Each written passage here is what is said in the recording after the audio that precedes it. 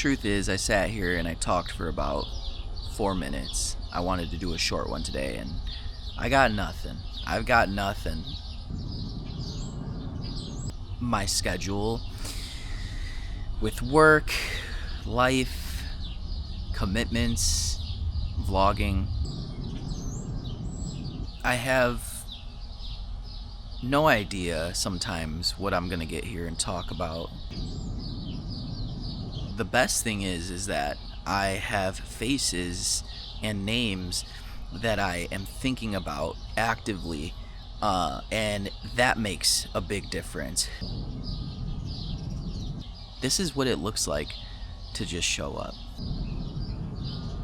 Find a space that is relaxing and can offer you a little bit of peace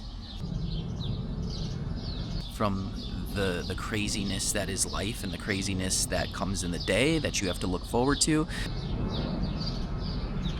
Finding time to create a peaceful pocket of your day.